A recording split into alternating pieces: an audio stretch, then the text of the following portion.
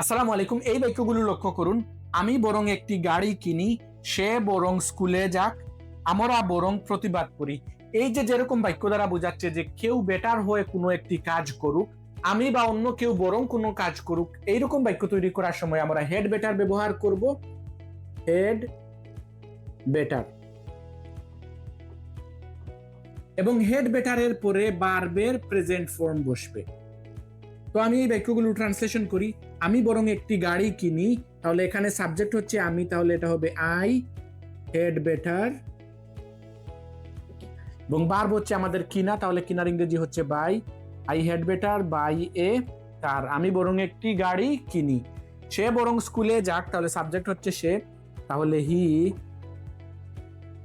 Head better, তাহলে আমাদের verb হচ্ছে যাক, তাহলে এর ইংরেজি হচ্ছে গো, তাহলে he had better go to school, সে বরং স্কুলে যাক। আমরা বরং প্রতিবাদ করি, তাহলে এখানে সাবজেক্ট হচ্ছে আমরা, তাহলে আমরার ইংরেজি হচ্ছে উই, তাহলে উই হেড বেটার,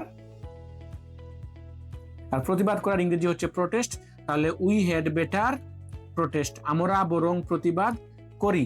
রাহাত বরং ঘুমিয়ে যাক, Rahat had better sleep, Humaira বরং পরীক্ষায় পাশ করুক, Humaira had better pass in the exam. Thanks for watching, see you in the next video.